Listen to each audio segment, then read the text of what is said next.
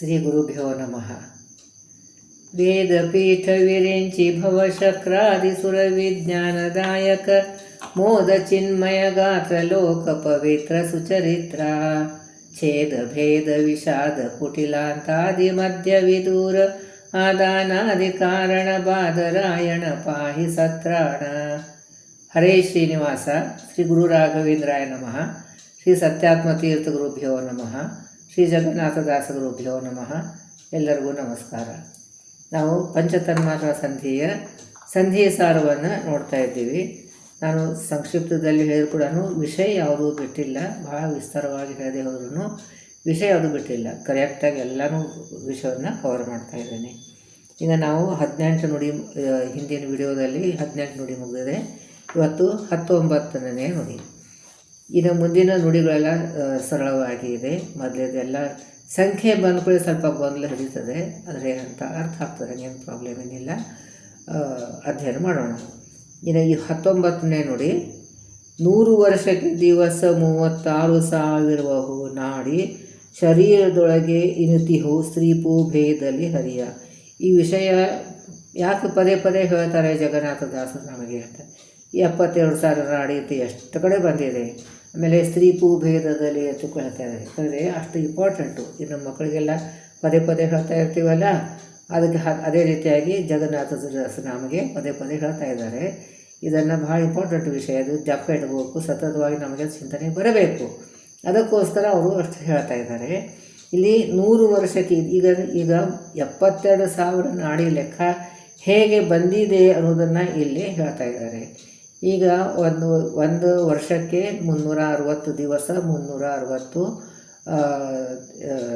ರಾತ್ರಿ ಆಯಿತು. ಅಂದರೆ 720 ಆಯಿತು. ಆ 720ಕ್ಕೆ ಆಮೇಲೆ ಅದು ಒಂದು ವರ್ಷಕ್ಕೆ ಆಯಿತು. ಅಷ್ಟು ಒಂದು ವರ್ಷಕ್ಕೆ ರೂಪಗಳು ಹಾಕಬೇಕು ಅಂತ. ಹಂಗೆ ನಮ್ಮದು ಮನುಷ್ಯನ ಆಯುಷ್ಮಾನ 100 ವರ್ಷ ಅಂತ ಹೇಳ್ತಾರೆ. ಅಷ್ಟು ನಾವು ಬದುಕೋದಿಲ್ಲ. ಅದು ಇದ್ದದ್ದು ಭಗವಂತನ ಈ ಕಲಿಯುಗದಲ್ಲಿ ಕೊಟ್ಟಂಥದ್ದು, ಕ್ಲಿಪ್ತವಾದಂಥದ್ದು ಆಯುಷ್ಯ 100 ವರ್ಷ. ಅದೇ ಕೆಲವರು 115, 116 ಇರ್ತಾರಲ್ಲ ಅಂತಂದರೆ ಇವಾಗ ಸಂಬಳ ಅಂತವ್ರು 116 ಪೂರ್ಣ ಆಯುಷ್ಯದ್ರು.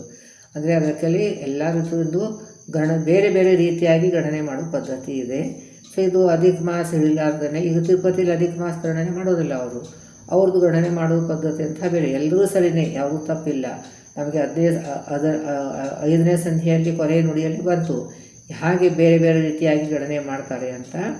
ಆ ರೀತಿಯಾಗಿ ಬೇರೆ ರೀತಿಯಾಗಿ ಗಣನೆ ಮಾಡಿದರೆ ಅದು 100 ವರ್ಷನೇ 114 ವರ್ಷ ಆಗ್ತದೆ ಅಂತ. ಸೊ ಅದಕ್ಕೆ ಇಲ್ಲಿ ಒಂದು 720 ಇಂಟು 100 ವರ್ಷ ಅಂತಂದರೆ ಅಂದರೆ 72,000 ನಾಡಿಗಳು ಆಯಿತು. ಅದೇ ರೂಪಗಳು ನಮ್ಮ ಹಗಲು ರಾತ್ರಿಗೆ ನಿಯಮನ ಮಾಡುವಂಥ ಭಗವದ್ ರೂಪಗಳು ಏನಿದೆಯೋ ಆ ರೂಪಗಳನ್ನು ನಮ್ಮ ನಾಡಿಯಲ್ಲೇ ಇದೆ ಅಂತ. ನಮ್ಗೆ ಹಗಲು ರಾತ್ರಿಗೆ ನಿಯಮನ ಮಾಡುವಂಥ ಭಗವದ್ ರೂಪಗಳ 72,000 ಆಗ್ತದೆ ನಮ್ಮ ಆಯುಷ್ಯದಲ್ಲಿ 100 ವರ್ಷಕ್ಕೆ. ಆ ರೂಪಗಳನ್ನು ನಮ್ಮ ನಾಡಿಯಲ್ಲಿನೇ ಇದ್ದಾವೆ. ಅವೇ ರೂಪಗಳನ್ನು ನಮ್ಮ ನಾಡಿಯಲ್ಲಿ ಇದೆ. ಸ್ತ್ರೀಪೂ ಭೇದದಲ್ಲಿ ಹರಿಯ ಅಂತಂದ್ಬಿಟ್ಟು, ಅದರ ಬಲದಲ್ಲಿ ಮಹತ್ತತ್ವದ ಕಾರ್ಯ ನಡೀತದೆ. ಅಲ್ಲಿ ಪುರುಷ ನಾಡಿ ಅಂತ ಹೇಳ್ತೀವಿ. ಅಂದರೆ ಅಲ್ಲಿ ಭಗವಂತ ಪುರುಷ ರೂಪದಿಂದ ಇದ್ದಾನೆ ಅಂತ. ಆಮೇಲೆ ಎಡಗಡೆ ಸ್ತ್ರೀ ನಾಡಿ ಅಂತ ಹೇಳ್ತೀವಿ. ಅಲ್ಲಿ ಭಗವಂತನೇ ಸ್ತ್ರೀ ರೂಪದಿಂದ ಇದ್ದಾನೆ. ಅಂದರೆ ರಾತ್ರಿಗೆ ನಿಯಮನ ಮಾಡುವಂಥ ಭಗವದ್ ರೂಪಗಳು. ಸೊ ಎರಡೂ ಭಗವದ್ ರೂಪಗಳನ್ನೇ, ಸ್ತ್ರೀ ರೂಪ ಪುರುಷ ರೂಪ ಅಂತ. ಅದು ಎರಡು 36,000 ಅಂತಂದ್ರೂ ಅದಕ್ಕೆ ಎಡಗಡೆದು ಅಹಂಕಾರ ತತ್ವಾಭಿಮಾನಿಗೆ ಸ್ತ್ರೀ ನಾಡಿಯಲ್ಲಿರ್ತಾರೆ, ಬಲಗಡೆ ಮಹತ್ತತ್ವ ಅಭಿಮಾನಿ ಅದು ಇದ್ದಂಥದ್ದು ಪುರುಷ ನಾಡಿಗಳಿರ್ತದೆ. ಈ ರೀತಿಯಾಗಿ ಈ 72,000 ನಾಡಿಯಲ್ಲಿ 72,000 ರೂಪದಿಂದ ಹಗಲು ರಾತ್ರಿಗೆ ನೇಮನವಾದಂಥ ಭಗವತ್ ರೂಪಗಳು ಇವೆ ಅನ್ನೋದನ್ನು ಇಲ್ಲಿ ಹೇಳ್ತಾ ಇದ್ದಾರೆ. ಅದಕ್ಕೆ ಆ ರೂಪಗಳನ್ನು ಧಾರಕನ ಸರ್ವತ್ರ ಪೂಜಿಸು ಪೂರ್ಣನೆಂದರೆದು. ಅದು ಸರ್ವತ್ರ ಜಡಚೇತನದಲ್ಲಿ ಭಗವಂತ ಇಷ್ಟು ರೂಪದಿಂದ ಇದೆ. ಅಂದರೆ ಎಲ್ಲ ಜಡಚೇತನ ಎಲ್ಲ ಸೇರಿಸಿ, ಜಡದಲ್ಲಿ ನಾಡಿಗಳಿರುವುದಿಲ್ಲ, ಅಲ್ಲಿ ನಾಡಿ ಅಂತರ್ಯಾಮಿಯಾಗಿ ಭಗವದ್ ರೂಪ ಇರುವುದಿಲ್ಲ. ಆದರೆ ಜಡದಲ್ಲಿ ಕೂಡ ಭಗವಂತ ವ್ಯಾಪ್ತನಾಗಿರ್ತಾನೆ. ಅದಕ್ಕೇ ಇದು ನೀರಿನ ಗುಣ ಬೇರೆ, ಕಲ್ಲಿಂದ ಗುಣ ಬೇರೆ, ಗಾಳಿ ಗುಣ ಬೇರೆ, ಹೀಗೆ ಒಂದು ರಾಡಿದು ಗುಣ ಬೇರೆ ಇರ್ತದೆ, ಒಂದು ಗಿಡದ ಗುಣ ಬೇರೆ. ಒಂದು ಗಿಡದಿಂದ ಇನ್ನೊಂದು ಗಿಡ ಇರೋದಿಲ್ಲ. ಒಂದೇ ಜಾತಿ ಗಿಡ ಇರೋದು ಒಂದರಂತೆ ಒಂದಿರುವುದಿಲ್ಲ. ಒಂದೇ ಗಿಡದಲ್ಲಿ ಒಂದು ಎಲೆ ಅಂತ ಇನ್ನೊಂದು ಎಲೆ ಇರೋದಿಲ್ಲ. ಇಷ್ಟು ಭಿನ್ನವಾಗಿ ಇರ್ತದೆ. ಸೊ ಅದಕ್ಕೆ ಇಲ್ಲಿ ಅದು ಹಾಗೆ ಭಗವಂತ ಎಲ್ಲ ಜಡಚೇತನಗಳಲ್ಲಿ ಆಧಾರನಾಗಿದ್ದಾನೆ. ಹಿಂದಿ ನುಡಿಲು ಬರ್ತಲ್ಲ, ಅದೆಲ್ಲ ವ್ಯಾಪ್ತನಾಗಿದ್ದ ಅಂತಂದರೆ ಆಧಾರನಾಗಿದ್ದ ಅಂತಂದರೆ ಅವನು ಅಲ್ಲಿ ಇದ್ದದ್ದಕ್ಕೆ ಇದೆಲ್ಲ ಕಾರ್ಯ ನಡೀತದೆ, ಎಲ್ಲಿ ಕಡೆ ನಡೆಯೋದಿಲ್ಲ ಅಂತ. ಅದಕ್ಕೆ ಧಾರಕನ ಶಬ್ದ ಇರ್ತದೆ, ಸರ್ವಾಧಾರಕನ, ಎಲ್ಲರಿಗೂ ಸರ್ವರಿಗೆ ಆಧಾರ. ಅಂದರೆ ಹೀಗೆ ಹೊರಗಡೆ ಹಗಲು ರಾತ್ರಿಗೆ ನಿಯಮನವಾಗಿ 72,000 ರೂಪದಿಂದ ನಿಯಮನ ಮಾಡ್ತಾಯಿದ್ದಾನೆ. ಅದೇ ರೂಪದಿಂದ ನಮ್ಮ ದೇಹ ಒಳಗಡೆ ಇದ್ದುಬಿಟ್ಟು ಅಲ್ಲಿ ನಿಯಮನ ಮಾಡ್ತಾನೆ. ಸೊ ಜಡಚೇತನರಿಗೆಲ್ಲವೂ ಆಧಾರನಾಗಿದ್ದಾನೆ. ಸರ್ವತ್ರ ಪೂಜಿಸು ಪೂರ್ಣನೆಂದರಿದು. ಇದು ಪೂರ್ಣನೆಂದರಿದು ಅಂತ ಮಹತ್ವದಂತಹ ಶಬ್ದ. ಸರ್ವತ್ರ ಪೂಜೆ ಮಾಡು. ಅದಕ್ಕೆ ಭಗವದ್ಗೀತೆಯಲ್ಲಿ ಬರ್ತಿದ್ದಲ್ಲ, ನಾಯಿಯಲ್ಲಿ ಕೂಡ ಹಂದಿಯಲ್ಲಿ ಕೂಡ ಏನು ಭಗವತ್ ರೂಪ ಇರುತ್ತೆ ಎಲ್ಲಕ್ಕೂ ಸಮಾನವಾಗಿ ತಿಳ್ಕೋದು. ಅದು ನಾಯಿ ಹಂದಿ ಮನುಷ್ಯ ಸಮಾನ ಅಲ್ಲ, ಅವರ ಅಂತರ್ಯಾಮಿ ಆದಂಥ ಭಗವಂತ ಸಮಾನ ಅಂತಂದರೆ ಒಬ್ಬನೇ. ಅವನ ಗುಣ ಅವನದಲ್ಲಿ ಭೇದವಿಲ್ಲ. ಭಗವಂತನ ಅನಂತ ರೂಪಗಳು ಇವೆ, ಆದರೆ ಅದರಲ್ಲಿ ಭೇದವಿಲ್ಲ ಅಂತ. ಯಾವ ಜೀವರಾಶಿ ಒಳಗೂ ಭಗವಂತ ಅವನು ಪೂರ್ಣನಾಗಿಯೇ ಇರ್ತಾನೆ. ಆದರೆ ಅಲ್ಲಿ ಆ ಜೀವರಾಶಿಯ ಗುಣ ಸ್ವಭಾವಗಳ ಪ್ರಕಾರ ಕರ್ಮಾನುಸಾರವಾಗಿ ಕರ್ಮಗಳನ್ನು ಪ್ರಕಟ ಮಾಡ್ತಾನೆ, ಗುಣವನ್ನು ಪ್ರಕಟ ಮಾಡ್ತಾನೆ, ಶಕ್ತಿಯನ್ನು ಪ್ರಕಟ ಮಾಡ್ತಾನೆ. ಆದರೆ ಅವನು ಪೂರ್ಣನಾಗೇ ಇರ್ತಾನೆ. ಇವಾಗ ಒಂದು ಸೀರೆ ಖರೀದಿ ಮಾಡೋಕ್ಕೆ ನಮ್ಮ ಪರ್ಸ್ನಲ್ಲಿ 1,000 ರೂಪಾಯಿ ಕೂಡ ಆ ಸೀರೆ ಕಿಮ್ಮತ್ತು 200 ಇದ್ದರೆ 200 ಕೊಟ್ಟು ಬರ್ತೀವಿಲ್ಲ, ಪೂರ್ತಿ 1,000 ಕೊಡೋದಿಲ್ಲ. ಹಾಗೆ ಭಗವಂತನದ್ದು ಕೂಡ ಅಷ್ಟು ಪೂರ್ಣನಾಗಿಯೇ ಇರ್ತಾನೆ. ಆದರೆ ಆ ಜೀವರಾಶಿಯ ಯೋಗ್ಯತೆಯನುಸಾರವಾಗಿ ಆ ಟೈಮ್ ಪ್ರಕಾರ ಕರ್ಮಾನುಸಾರವಾಗಿ ಅಷ್ಟು ಗುಣಗಳನ್ನು ಪ್ರಕಟ ಮಾಡ್ತಾನೆ. ಅದಕ್ಕೆ ಅವನ ಪೂಜೆ ಮಾಡು. ಇಷ್ಟು ರೂಪದಿಂದ 72,000 ರೂಪದಿಂದ ಸರ್ವತ್ರ ವ್ಯಾಪ್ತನಾಗಿದ್ದಾನೆ. ಎಲ್ಲ ಬೇರೆ ಬೇರೆ ಕಡೆ ಇದ್ದರೂ ಕೂಡ ಆಧಾರನಾಗಿದ್ದಾನೆ. ಆಮೇಲೆ ಅವನು ಪೂರ್ಣನಾಗಿದ್ದಾನೆ. ಈ ರೀತಿಯಾಗಿ ಚಿಂತನೆ ಮಾಡು, ಅದೇ ಅವನ ಪೂಜೆ ಆಗ್ತದೆ ಅನ್ನೋದು ಹೇಳ್ತಾ ಇರ್ತಾರೆ. ಆಮೇಲೆ ಇದು ಬಿಂಬ ಐಕ್ಯ ಚಿಂತನೆ ಮಾಡೋದು ಬಹಳ ಮಹತ್ವವಾದಂಥದ್ದು. ತುಂಬ ಸಲ ಹೇಳಿರ್ತೀನಿ, ಅದಕ್ಕೆ ಪ್ರತಿ ಸಲ ಹೇಳೋದಿಲ್ಲ, ಅದಕ್ಕೆ ಮಧ್ಯೆ ಸ್ವಲ್ಪ ಹೇಳ್ತೀನಿ. ಅಂದರೆ ನಮ್ಮ ಬಿಂಬರೂಪಿ ಪರಮಾತ್ಮನೇ ಇಷ್ಟೆಲ್ಲ ಕಡೆಯೂ ಈ ಕಾರ್ಯಗಳನ್ನು ಮಾಡ್ತಾಯಿದ್ದಾರೆ. ಅದಕ್ಕೆ ಬಿಂಬ ಐಕ್ಯ ಚಿಂತನೆ ಅಂತ ಹೇಳ್ತಾರೆ. ಅಂದರೆ ನಮ್ಮ ಬಿಂಬರೂಪಿ ಪರಮಾತ್ಮ ಹ್ಯಾಂಗಿದ್ದಾನೆ ಗೊತ್ತಿಲ್ಲ. ಅವನು ಆರಾಧನೆ ಮಾಡೋದು ಸದ್ಯಕ್ಕೆ ಅವನ ಆರಾಧನೆ ಮಾಡೋ ರೀತಿ ಹೇಗೆ, ನನ್ನ ಬಿಂಬರೂಪಿ ಪರಮಾತ್ಮನಿಗೂ ಆ ನೀರಿನಲ್ಲಿ ಇದ್ದಂಥ ಪರಮಾತ್ಮಗೂ ಅಥವಾ ನಾಡಿದಂಥ ಭಗವಂತನಿಗೂ ಭೇದವಿಲ್ಲ. ಇವನೇ ಆ ರೀತಿಯಾಗಿ ನನ್ನ ಬಿಂಬರೂಪಿ ಪರಮಾತ್ಮನೇ ಕೃಷ್ಣ ರೂಪದಿಂದ ಇಷ್ಟೆಲ್ಲ ಲೀಲೆಗಳು ಮಾಡ್ತಾಯಿದ್ದಾನೆ. ನನ್ನ ಬಿಂಬರೂಪಿ ಪರಮಾತ್ಮನೇ ರಾಮಾವತಾರದಲ್ಲಿ ಇಷ್ಟೆಲ್ಲ ಲೀಲೆಗಳು ಮಾಡಿದ್ದಾನೆ. ಈಗ ನನ್ನ ಬಿಂಬರೂಪಿ ಪರಮಾತ್ಮ ಹೆಗ್ರ ರೂಪದಿಂದ ಇಷ್ಟಿಷ್ಟ ಕಾರ್ಯಗಳನ್ನು ಮಾಡಿದ್ದಾನೆ. ಸೊ ಇದಕ್ಕೆ ಅಭೇದ ಚಿಂತನೆ ಅಂತ ಹೇಳ್ತಾವೆ. ಈಗ ಯಾವುದಾದ್ರು ಪದಾರ್ಥವನ್ನು ಭಗವಂತನಿಗೆ ಸಮರ್ಪಣೆ ಮಾಡ್ತೀವಿ, ಹಿಂದೆ ಸಂಧಿಯಲ್ಲಿ ಬಂತು. ಅದಕ್ಕೆ ಆ ಪದಾರ್ಥದಲ್ಲಿ ಇದ್ದಂಥ ಭಗವತ್ ರೂಪ ನನ್ನ ಬಿಂಬರೂಪಿ ಪರಮಾತ್ಮ ಒಂದೇ. ಆ ರೂಪಗಳನ್ನು ಭಗವಂತನಿಗೆ ಸಮರ್ಪಣೆ ಮಾಡ್ತೀವೋ ಅದೇ ಸಮರ್ಪಣೆ ಭಗವಂತನ ಸಮರ್ಪಣೆ ಮಾಡ್ತಂದ್ರೆ ಅಲ್ಲಿ ಆಯಾ ಕರ್ಮ ಮಾಡುವಾಗ ಪ್ರಕಟ ಆದಂಥ ರೂಪಗಳು, ಆ ಪದಾರ್ಥದಲ್ಲಿದ್ದಂಥ ರೂಪಗಳು ನನ್ನ ಬಿಂಬರೂಪಿ ಪರಮಾತ್ಮನಿಗೆ ಒಂದೇ, ಅವನೇ ಅಲ್ಲಿ ಈ ರೀತಿಯಾಗಿ ಈ ರೂಪದಿಂದ ಇದ್ದಾನೆ ಅಂತ ಐಕ್ಯ ಚಿಂತನೆ ಮಾಡೋದೇ ಇಲ್ಲ. ಇದಕ್ಕೆ ಐಕ್ಯ ಚಿಂತನೆ ಮಾಡಬೇಕು ಅಂತ ಇಲ್ಲಿ ಹೇಳ್ತಾ ಇದ್ದಾರೆ. ಇನ್ನು 20ನೇ ನೋಡಿ, ಕಾಲ ಕರ್ಮ ಗುಣ ಸ್ವಭಾವಗಳ ಆಲಯನು ತಾನಾಗಿ ಲಕ್ಷ್ಮೀ ಲೋಲ ತತ್ತದ್ರೂಪನಾಮದಿ ಕರೆಸಿ ತೊಳಗಿತ್ತು.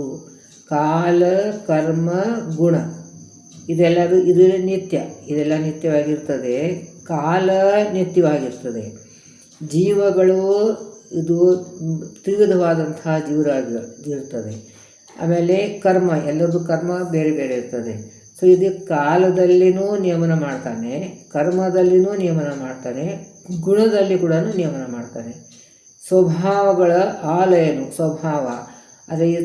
ಅದೇ ಸ್ವಭಾವಗಳ ಆಲಯದನು ತಾನಾಗಿ. ಅಂದರೆ ಇಲ್ಲಿ ಪ್ರತಿಯೊಂದು ಜೀವರಾಶಿಗಳಿಂದ ಕರ್ಮಗಳನ್ನು ಮಾಡ್ತಾನಲ್ಲ, ಯಾವ ರೀತಿ ಮಾಡ್ತಾನೆ, ಅವ್ರ ಕರ್ಮಾನುಸಾರವಾಗಿ, ಅವ್ರ ಗುಣಾನುಸಾರವಾಗಿ, ಅವ್ರ ಸ್ವಭಾವಾನುಸಾರವಾಗಿ ಯಾವ ಕಾಲಕ್ಕೆ ಏನು ಕೊಡಬೇಕು ಅದನ್ನು. ಇವಾಗ ನಾನೇ ಈ ಆಧ್ಯಾತ್ಮಿಕ ಸ್ಕೂಲ್ ಜಾಯ್ನ್ ಆಗಿದ್ದೇನೆ ಬಹಳ late, at the age of 45 ಇಯರ್ನು.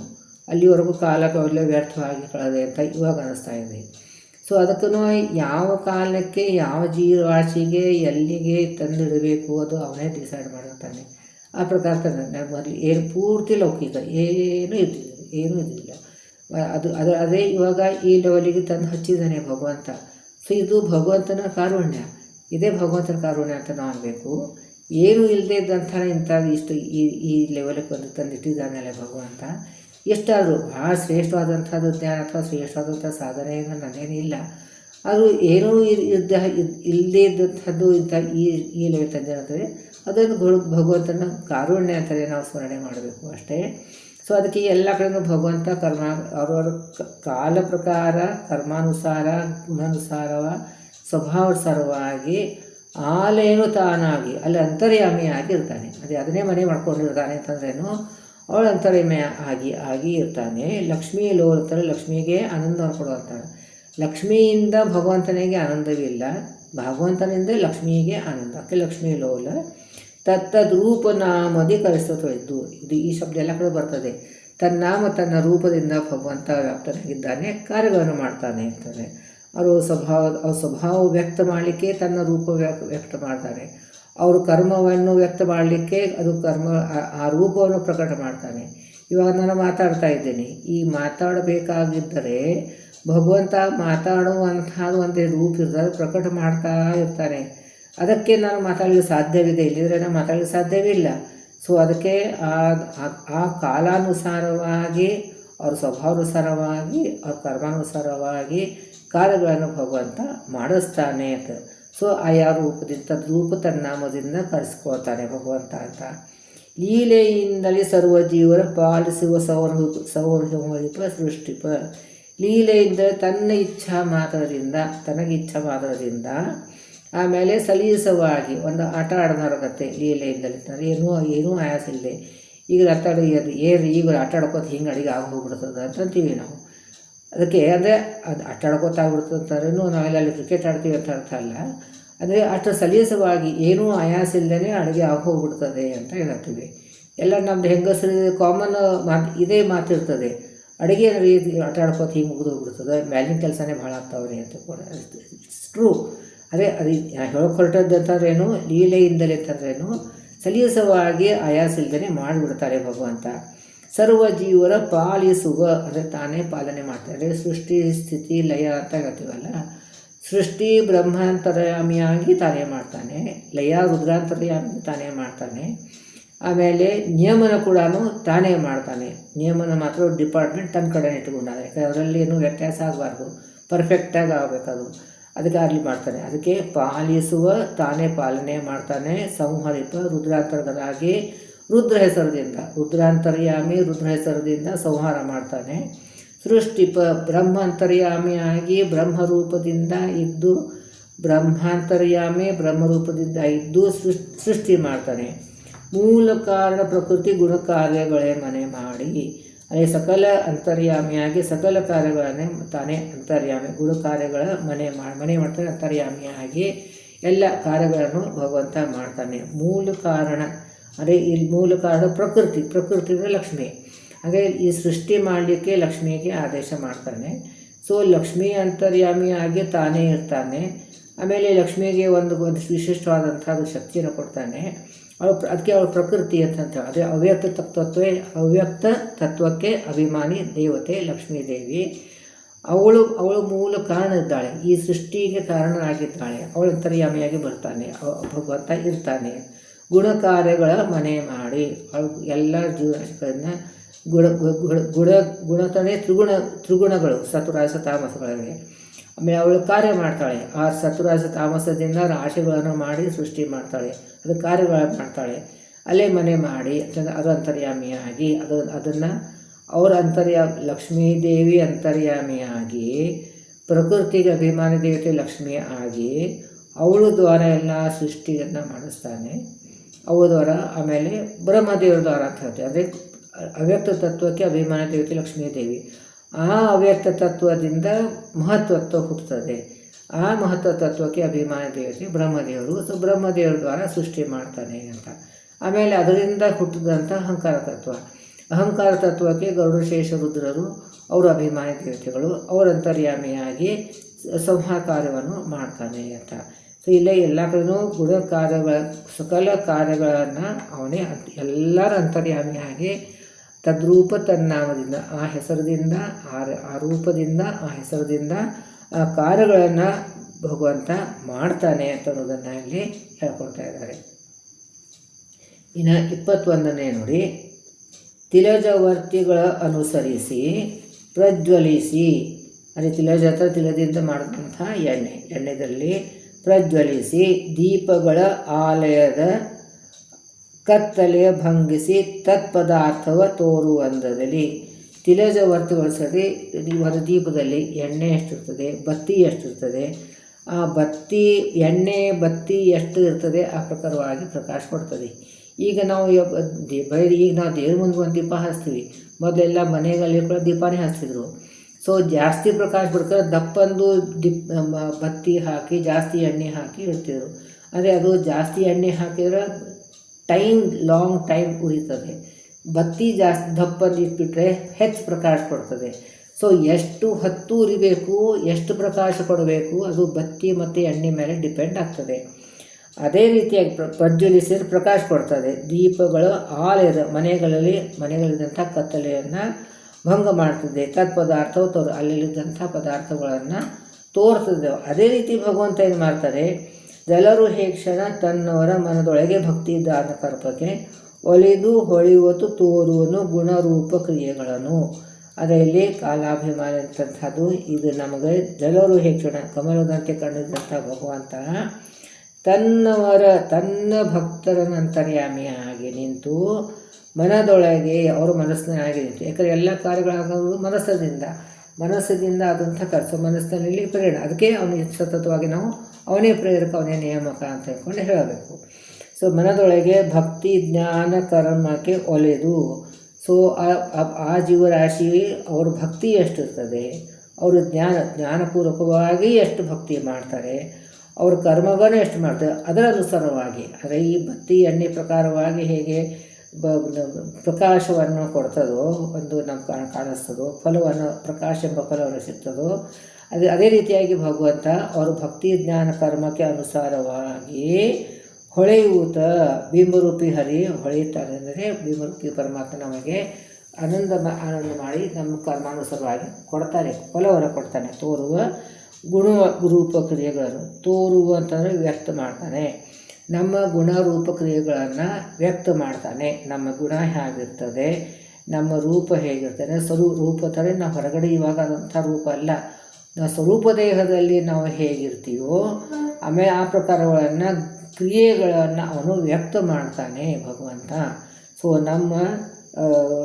ನಮ್ಮ ಕರ್ಮಾನುಸಾರವಾಗಿ ನಮ್ಮ ಭಕ್ತಿ ಜ್ಞಾನ ಕರ್ಮಕ್ಕೆ ಅನುಗುಣವಾಗಿ ಅದಕ್ಕೆ ಒಂದು ಒಲಿದು ಹೊಳೆಯುವತ್ತು ಅಂತಂದರೆ ಬಿಂಬರೂಪಿ ಪರಮಾತ್ಮ ಹರಿ ಹೊಳಿತಾನೆ, ಫಲವನ್ನು ಕೊಡ್ತಾನೆ, ಸಂತೋಷ ಪಡ್ತಾನೆ. ಕೊಟ್ಟು ನಮ್ಮ ಗುಣರೂಪ ಕ್ರಿಯೆಗಳ ಅನುಸಾರವಾಗಿ ನಮಗೆ ಫಲಗಳನ್ನು ಕೊಡ್ತಾನೆ ಅಂತ, ಅದು ವ್ಯಕ್ತ ಮಾಡ್ತಾನೆ ಅಂತ, ನಮ್ಮ ಅದು ಅನುಸಾರವಾಗಿ ವ್ಯಕ್ತ ಮಾಡ್ತಾನೆ ಅಂತ ಹೇಳ್ತಾ ಇದ್ದಾರಲ್ಲ. ಇಲ್ಲಿ 21ನೇ ನುಡಿ ಮುಗಿತು. ಮುಂದಿನ ವಿಷಯವನ್ನು ಮುಂದಿನ ವಿಡಿಯೋದಲ್ಲಿ ನೋಡೋಣ. ನಾಹಂ ಕರ್ತ ಹರಿಕರ್ತ ಹರಿಪ್ರೇರಣ ಹರಿಪ್ರತ್ಯರ್ಥ ಪತಿ ಅಂತರ್ಗತ ಗುರು ಅಂತರ್ಗತ ತತ್ವಾಭಿಮಾನ ದೇಹತ ಅಂತರ್ಗತ ಮಧ್ವಾಂತರಶ್ರೀ ಕೃಷ್ಣ ಅರ್ಪಣಮಸ್ತು.